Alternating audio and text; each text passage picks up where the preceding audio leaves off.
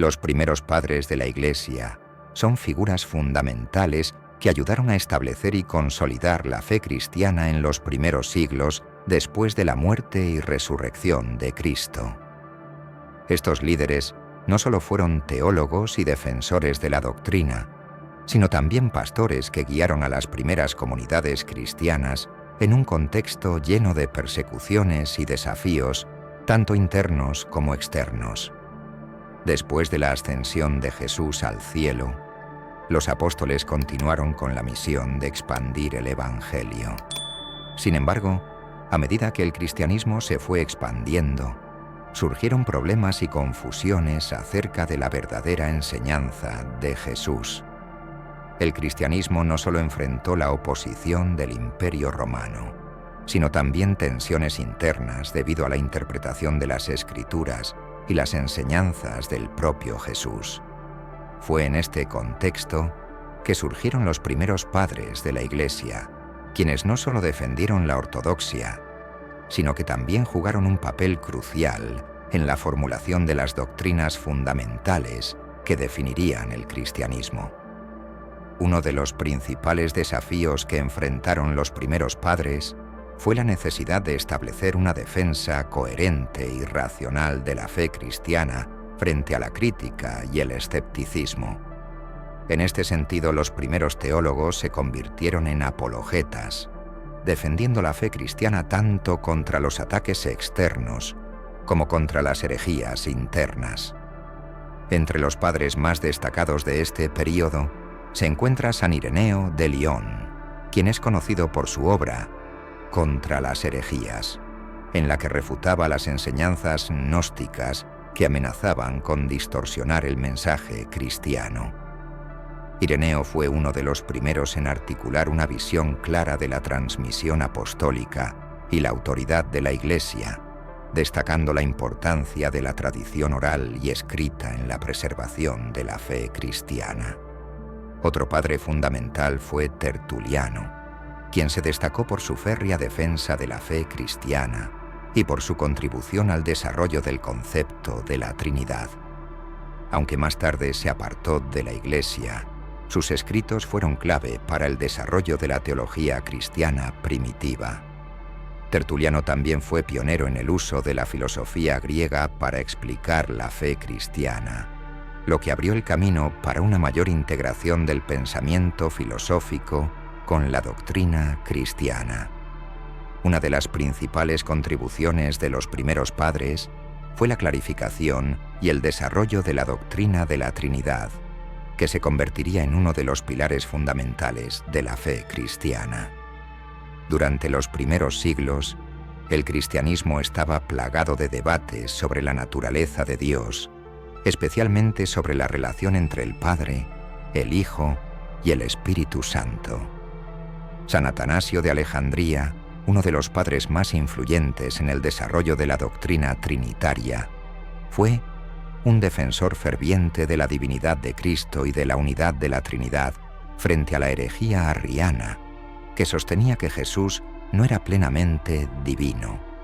Atanasio argumentó con firmeza que Cristo era de la misma esencia que el Padre, un concepto que fue ratificado en el Concilio de Nicea en 325, donde se proclamó el credo niceno. La lucha de Atanasio por la ortodoxia trinitaria fue clave para establecer una visión clara de la relación intrínseca entre las tres personas de la Trinidad. Además de Atanasio, San Basilio el Grande y San Gregorio de Nisa, dos de los tres grandes padres capadocios, también desempeñaron un papel crucial en la formulación de la doctrina trinitaria. Junto con San Gregorio Nacianceno, estos padres desarrollaron una comprensión más profunda de las distinciones dentro de la Trinidad, y como las tres personas compartían una única naturaleza divina, lo que permitió una mejor comprensión de los misterios de la fe cristiana. Los primeros padres de la Iglesia no solo defendieron la fe a través de escritos y predicación, sino que también participaron activamente en los concilios ecuménicos, donde se discutían y definían las doctrinas fundamentales del cristianismo. El Concilio de Nicea 325, fue uno de los momentos más significativos, ya que abordó la naturaleza de Cristo y la relación entre el Padre y el Hijo, lo que resultó en la formulación del credo niceno. En este concilio, los padres de la Iglesia reafirmaron la divinidad de Cristo y condenaron las enseñanzas de Arrio, quien sostenía que Jesús era un ser creado y, por lo tanto, inferior al Padre. Este concilio fue el primer paso para garantizar la unidad doctrinal en la Iglesia, estableciendo un punto de referencia claro sobre la naturaleza de Dios y de Cristo, que influiría en los debates teológicos de los siglos siguientes. Los primeros padres de la Iglesia no solo fueron intelectuales y teólogos, sino también ejemplos de virtud cristiana. Muchos de ellos vivieron vidas de gran austeridad, dedicándose a la oración, la meditación y el servicio a la comunidad cristiana. San Agustín de Hipona, uno de los padres más influyentes de la Iglesia, pasó por una conversión dramática antes de convertirse en un defensor ferviente de la fe cristiana. Su obra más famosa, Las Confesiones, no solo es una reflexión teológica, sino también un testimonio personal de la gracia de Dios en la vida de un ser humano. A través de sus escritos y su vida, los primeros padres ayudaron a consolidar la fe cristiana, proporcionando a las generaciones futuras las herramientas necesarias para comprender y vivir la doctrina cristiana de manera coherente. Su legado sigue siendo una influencia central en la teología y la práctica cristiana hasta el día de hoy. En resumen, los primeros padres de la Iglesia fueron los arquitectos de la fe cristiana primitiva. Su valentía, sabiduría y dedicación a la verdad divina permitieron que el cristianismo no solo sobreviviera a las persecuciones y desafíos de su tiempo, sino que también sentara las bases para el crecimiento y la expansión del cristianismo a lo largo de los siglos. A lo largo de los primeros siglos del cristianismo, la enseñanza sobre la Trinidad fue sometida a grandes desafíos, pues no todos compartían la misma comprensión de cómo debía entenderse la relación entre el Padre, el Hijo y el Espíritu Santo. Las herejías, o enseñanzas erróneas, que surgieron durante este tiempo, no solo crearon divisiones, sino que también pusieron a prueba la unidad de la Iglesia y su fidelidad a la revelación apostólica. Una de las herejías más significativas que se levantó contra la doctrina de la Trinidad fue el arrianismo, una corriente promovida por el presbítero Arrio en el siglo IV. Esta doctrina afirmaba que Jesús no era plenamente Dios, sino una criatura creada por el Padre.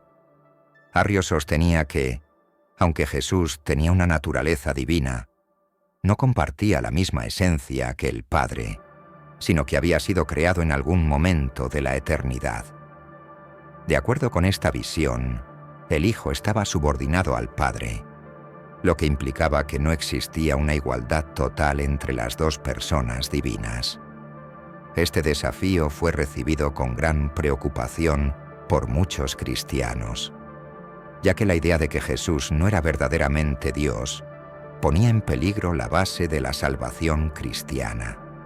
Si Jesús no era completamente divino, entonces su sacrificio en la cruz no habría sido suficiente para redimir a la humanidad. El defensor más firme de la divinidad de Cristo fue San Atanasio de Alejandría, quien luchó contra el arrianismo con gran valentía. A través de su incansable trabajo teológico, Atanasio insistió en que el Hijo era consubstancial, de la misma naturaleza que el Padre, un concepto que se reafirmó en el Concilio de Nicea en el año 325. En este concilio, la Iglesia declaró formalmente que el Hijo es verdaderamente Dios, rechazando la idea de que pudiera ser una criatura creada. Esta victoria fue clave para la consolidación de la doctrina trinitaria, pero el conflicto con el arrianismo no terminó ahí. Además del arrianismo, otra corriente que desafió la comprensión tradicional de la Trinidad fue el subordinacionismo. Este punto de vista no negaba la divinidad de Cristo, pero sostenía que el Hijo y el Espíritu Santo eran de alguna manera subordinados al Padre sin la misma igualdad en dignidad y poder. Esta interpretación afectaba la comprensión de la Trinidad como una unidad perfecta de tres personas coiguales y consustanciales. El subordinacionismo fue defendido por algunos teólogos influyentes, como Orígenes, quien trató de explicar cómo el Hijo y el Espíritu podían estar subordinados en función, pero no en esencia. Para Orígenes, aunque el Hijo y el Espíritu compartían la divinidad del Padre, existía una jerarquía entre ellos. Este enfoque fue rápidamente rechazado por la Iglesia, ya que ponía en riesgo la igualdad de las tres personas de la Trinidad y, por lo tanto, la plena comprensión de la divinidad de cada una de ellas. A pesar de las dificultades que trajo el subordinacionismo, la Iglesia se mantuvo firme en su enseñanza de que el Padre, el Hijo y el Espíritu Santo son completamente iguales en naturaleza, aunque distintos en sus roles y relaciones. Otra herejía que generó controversia fue el modalismo o sabelianismo, que negaba las distinciones reales entre las tres personas de la Trinidad. Según esta doctrina, Dios no era tres personas distintas, sino que era una única persona que se manifestaba de diferentes maneras o modos a lo largo de la historia. De acuerdo con los modalistas, en el Antiguo Testamento, Dios se manifestó como Padre, en el Nuevo Testamento como Hijo y finalmente como Espíritu Santo después de la ascensión de Jesús. Este enfoque diluía la noción de una Trinidad personal y distorsionaba la enseñanza de la existencia de tres personas distintas, pero unidas en la misma esencia divina. Tertuliano, uno de los grandes teólogos de la Iglesia primitiva, fue un firme defensor de la idea de que Dios es una Trinidad de tres personas coiguales y consustanciales.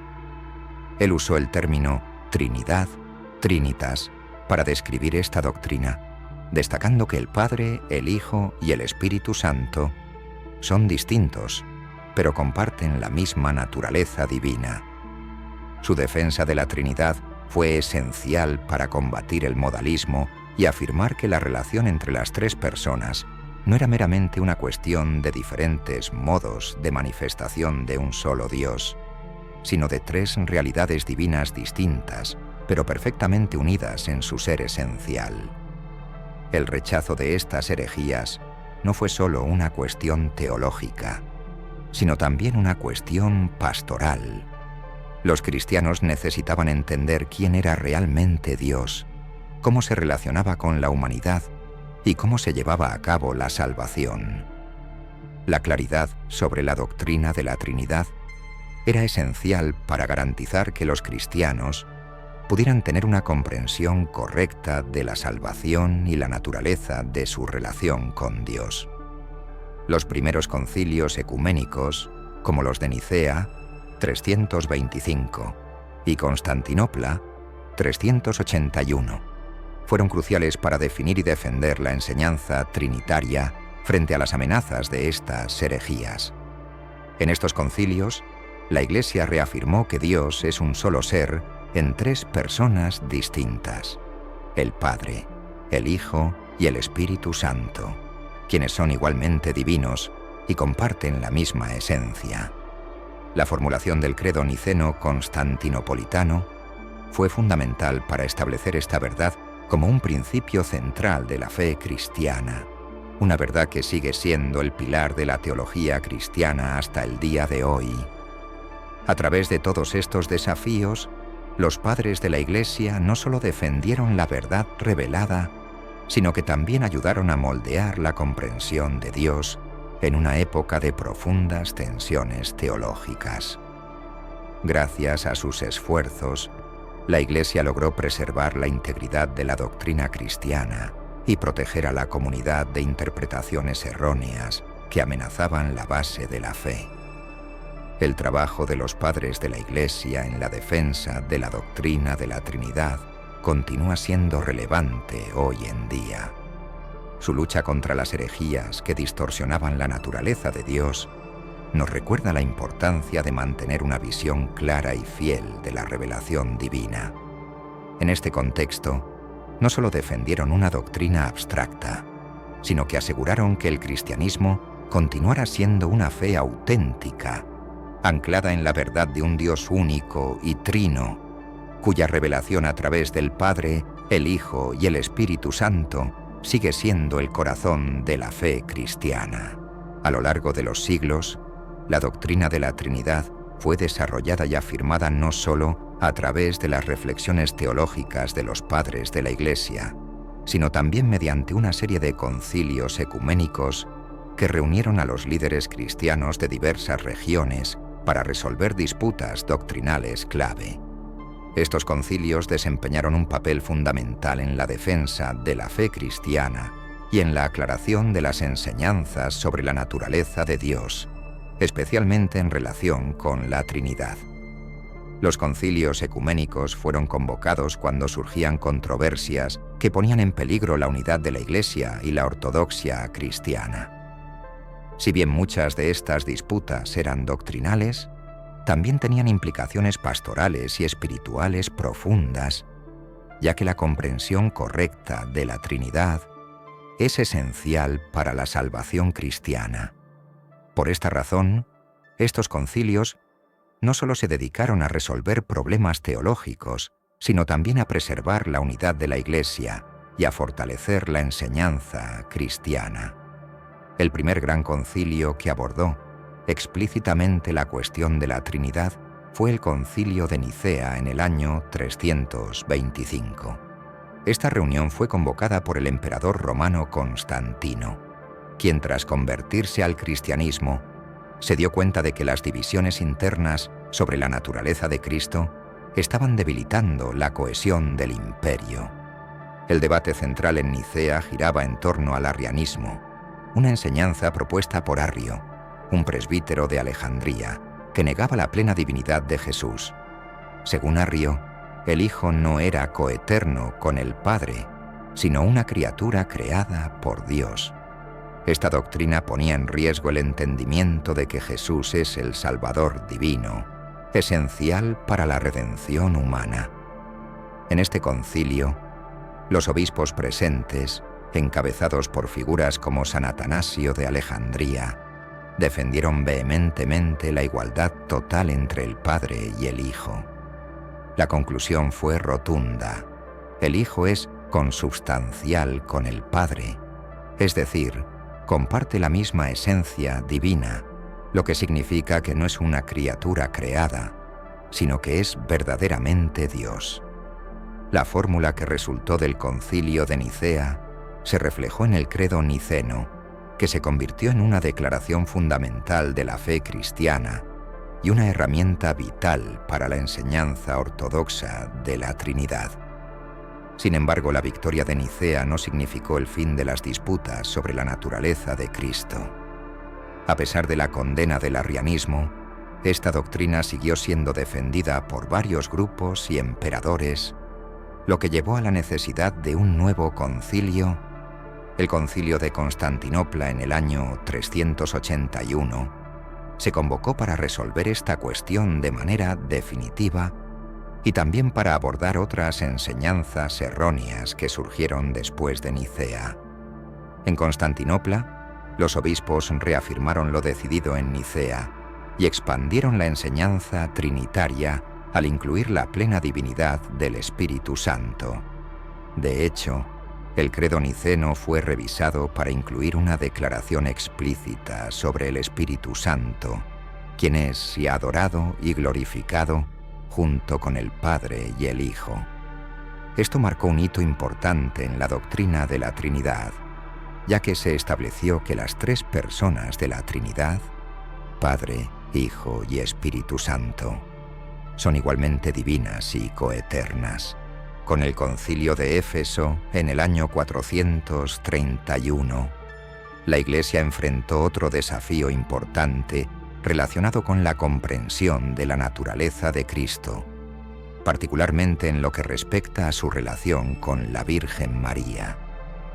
Algunos pensaban que María debía ser considerada solo la madre de la humanidad de Cristo y no la madre de Dios mismo.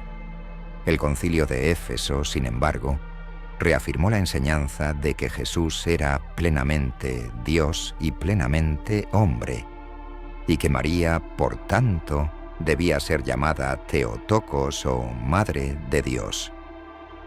Esta afirmación no solo protegió la doctrina trinitaria, sino que también subrayó la importancia de la encarnación de Cristo como un acto divino. Más tarde, en el Concilio de Calcedonia en 451, la Iglesia enfrentó otra cuestión relacionada con la naturaleza de Cristo, esta vez sobre cómo se debía entender su doble naturaleza, divina y humana. Este concilio definió la doctrina de que Jesús es una sola persona en dos naturalezas, es decir, que el Hijo de Dios es simultáneamente completo y verdaderamente divino y completamente humano, sin que sus naturalezas se fusionen o se confundan. Esta declaración fue crucial para mantener el equilibrio en la doctrina cristiana, asegurando que tanto la divinidad como la humanidad de Cristo fueran preservadas en su totalidad. El impacto de estos concilios ecuménicos fue profundo, no solo en su tiempo, sino también a lo largo de la historia del cristianismo. Al definir claramente la doctrina trinitaria y otras cuestiones claves sobre la naturaleza de Cristo, estos concilios proporcionaron una base sólida para la fe cristiana y aseguraron que la Iglesia se mantuviera fiel a la revelación bíblica y apostólica. Además de su importancia teológica, los concilios ecuménicos también jugaron un papel crucial en la unidad de la Iglesia. En un tiempo de gran expansión y diversidad geográfica, estas reuniones ofrecieron una oportunidad para que los líderes cristianos se unieran y discutieran los desafíos doctrinales y pastorales. En muchos casos, las decisiones tomadas en los concilios no solo reflejaron el consenso teológico, sino también el deseo de preservar la unidad de la Iglesia en medio de las tensiones políticas, sociales y culturales. El legado de los concilios ecuménicos sobre la Trinidad es fundamental para la comprensión cristiana de Dios. Gracias a los concilios de Nicea, Constantinopla, Éfeso y Calcedonia, la doctrina de la Trinidad se consolidó de manera firme, afirmando que Dios es un solo ser en tres personas distintas y coiguales: el Padre, el Hijo y el Espíritu Santo. Esta enseñanza sigue siendo el núcleo de la fe cristiana, y su claridad es vital para los cristianos de hoy, al comprender su relación con Dios, la naturaleza de la salvación y el misterio de la vida eterna.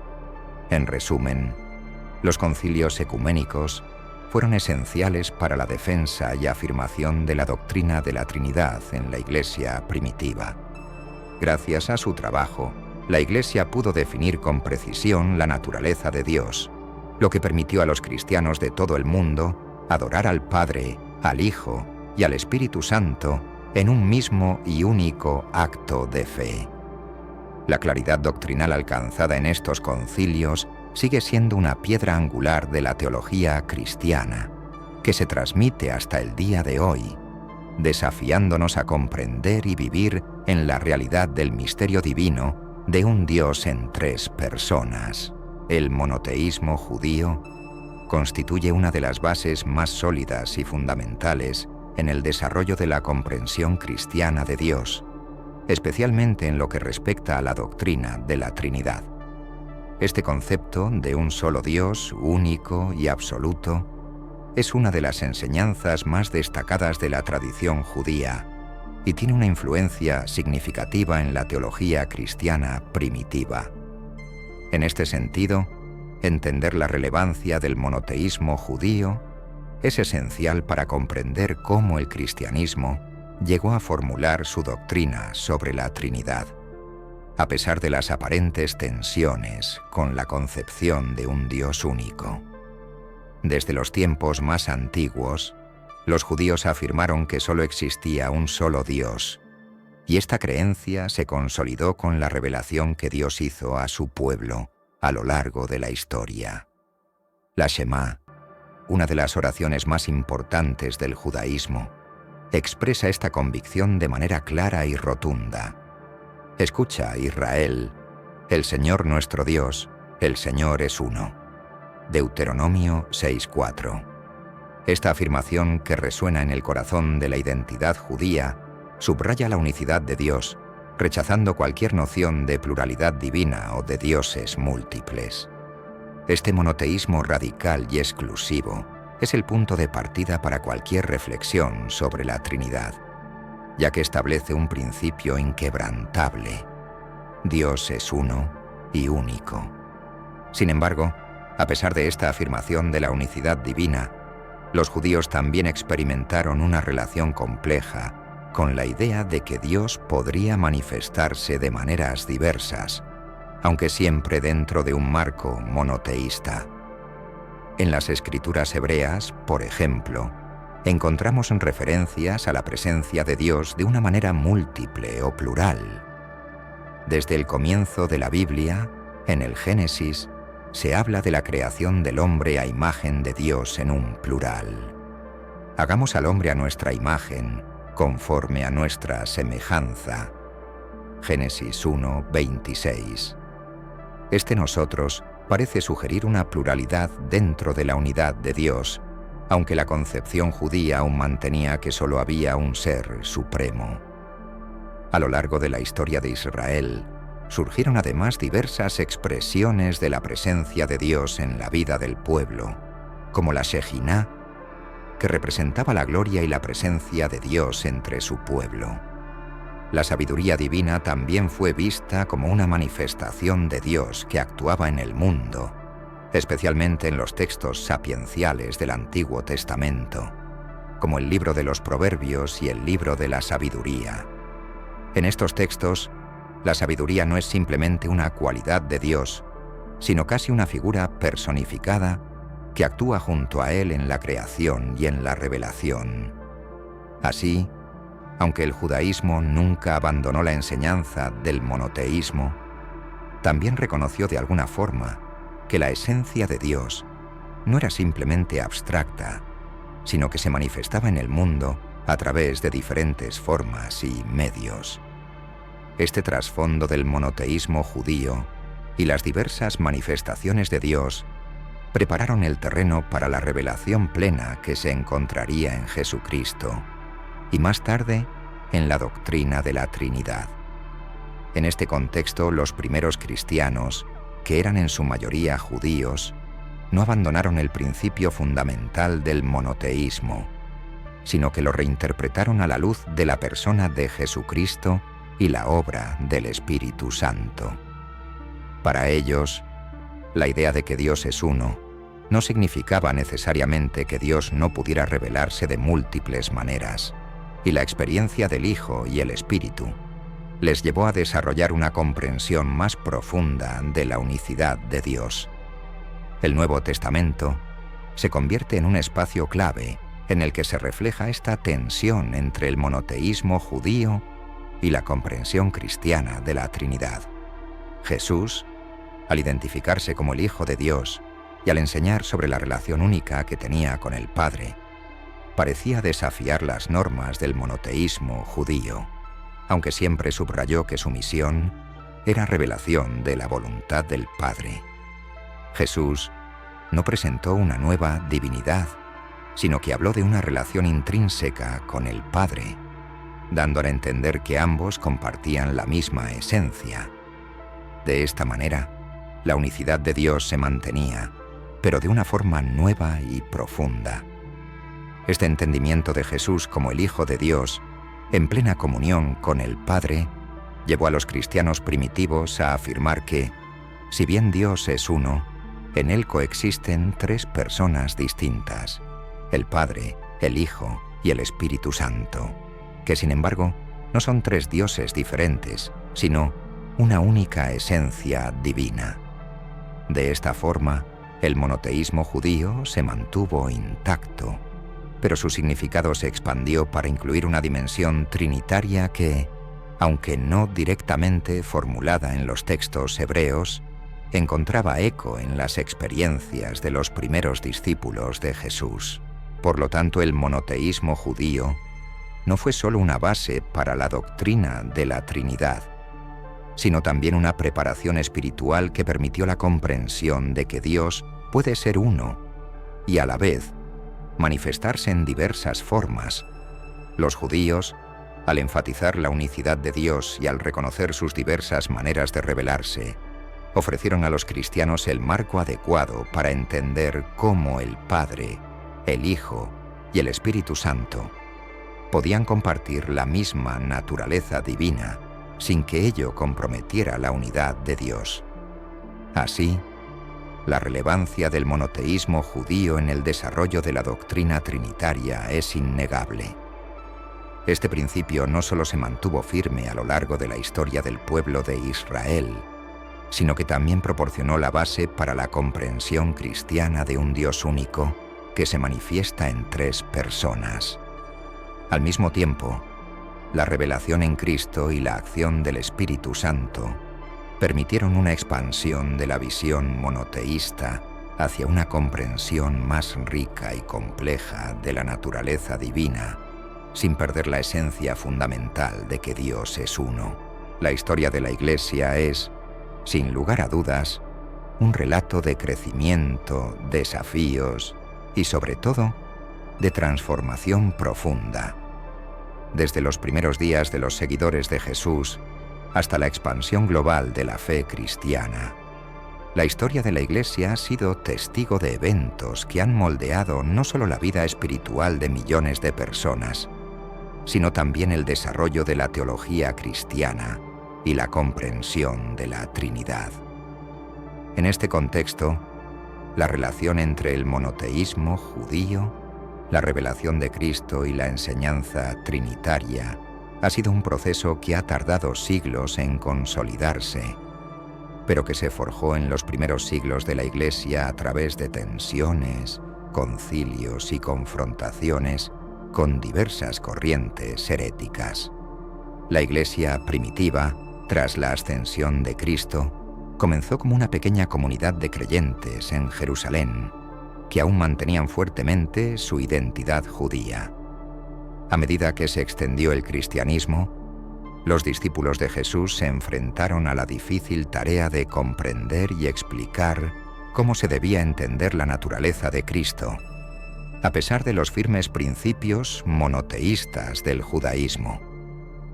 Fue aquí donde la figura de Jesús como el Hijo de Dios y su relación con el Padre empezaron a desafiar las percepciones tradicionales de un único Dios. Uno de los primeros grandes momentos en la historia de la Iglesia fue la predicación de San Pablo. A través de sus cartas, Pablo comenzó a formular una comprensión más amplia de la relación entre el Padre, el Hijo y el Espíritu Santo. El apóstol no solo predicó sobre la muerte y resurrección de Cristo, sino también sobre cómo este Hijo encarnado formaba parte de la salvación divina. Esta enseñanza planteó interrogantes que serían debatidos por siglos. ¿Cómo es posible que Jesús, siendo hombre, también sea plenamente Dios? ¿Cómo se puede mantener la unicidad de Dios sin negar la divinidad de Cristo?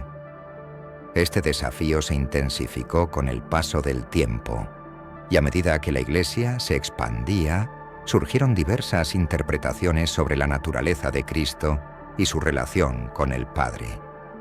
Al principio, las herejías más destacadas incluyeron el arianismo, que sostenía que Jesús era una criatura subordinada al Padre y no compartía su misma esencia divina. Este punto de vista desafió la creencia fundamental de que Cristo es Dios en su totalidad, lo que llevó a la necesidad de definir con claridad la naturaleza de la Trinidad. Fue en este contexto de tensiones teológicas donde los concilios ecuménicos jugaron un papel esencial. El Concilio de Nicea, celebrado en el año 325, fue un momento crucial en la historia de la Iglesia. Este concilio abordó directamente el arianismo y afirmó que Jesucristo es consustancial con el Padre, es decir, de la misma esencia divina. La declaración de que Jesucristo es Dios de Dios, luz de luz, Dios verdadero de Dios verdadero, estableció una base sólida para la comprensión cristiana de la Trinidad. Sin embargo, esta definición no resolvió todos los conflictos y las discusiones sobre la relación exacta entre el Padre, el Hijo y el Espíritu Santo continuaron siendo un tema de debate durante siglos. A medida que pasaban los siglos, la historia de la Iglesia continuó desarrollándose y evolucionando, adaptándose a nuevas realidades políticas y sociales, pero siempre con la doctrina trinitaria en el corazón de su enseñanza. Los cristianos enfrentaron persecuciones, guerras y controversias internas, pero a lo largo de estos períodos, la Iglesia nunca dejó de afirmar la unidad y pluralidad de Dios, tal como había sido revelada en Jesucristo y el Espíritu Santo. La batalla por la pureza doctrinal en cuanto a la Trinidad fue un asunto crucial durante la Edad Media, donde la teología escolástica, representada por figuras como Tomás de Aquino, trató de explicar de manera sistemática y filosófica los misterios de la fe. El cristianismo siguió enfrentando desafíos incluso durante la Reforma protestante en el siglo XVI. Los reformadores, como Martín Lutero y Juan Calvino, cuestionaron diversas prácticas de la Iglesia católica, pero la doctrina de la Trinidad se mantuvo en su enseñanza central. Sin embargo, este periodo marcó el inicio de una profunda división en la Iglesia, lo que llevó a una multiplicidad de denominaciones cristianas que interpretaban de diferentes maneras la relación entre el Padre, el Hijo y el Espíritu Santo. En los tiempos modernos, la historia de la Iglesia ha seguido siendo un proceso continuo de diálogo y reflexión. La teología trinitaria ha sido objeto de debate, no solo dentro de la Iglesia, sino también en su relación con el mundo secular y otras religiones. El cristianismo, que comenzó como una pequeña secta dentro del judaísmo, ahora se presenta como una fe global, y su enseñanza sobre la Trinidad sigue siendo un pilar fundamental de su identidad. Es importante destacar que, a pesar de las diferencias doctrinales y las interpretaciones divergentes sobre la Trinidad a lo largo de los siglos, la Iglesia ha permanecido unida en su afirmación central. Dios es uno, pero se manifiesta en tres personas. Esta comprensión ha sido un punto de encuentro, unificando a millones de cristianos a lo largo de la historia. El camino de la Iglesia ha sido, por lo tanto, una historia de transformación teológica y espiritual. Desde los primeros días de la predicación apostólica hasta la formulación de doctrinas definitivas, como la Trinidad, la Iglesia ha luchado con la tensión entre la unicidad de Dios y la revelación de su pluralidad en las personas del Padre, el Hijo y el Espíritu Santo. La historia de la Iglesia sigue siendo una historia de búsqueda de comprensión, de fe y de una relación más profunda con el misterio de un Dios que, siendo uno, se manifiesta de múltiples formas. Al mirar esta historia, no solo vemos un recorrido teológico, sino también un testimonio de la fidelidad de los creyentes a lo largo de los siglos, que han mantenido viva la verdad revelada por Cristo y el Espíritu, buscando siempre entender más plenamente el misterio de la Trinidad en su vida y en su fe. Gracias por acompañarnos en esta historia hoy. A través de las reflexiones sobre el desarrollo de la doctrina cristiana y los debates históricos en la Iglesia, hemos explorado la importancia de defender la creencia en la divinidad de la Trinidad. Si estás de acuerdo con que la fe en la unidad y la igualdad de las tres personas de la Trinidad es fundamental para mantener la fortaleza de la fe cristiana, no dudes en dejar un comentario con la palabra sí. Nos encantaría conocer tu opinión sobre este tema. Sigue acompañándonos en los próximos videos para descubrir más temas interesantes. Nos vemos pronto.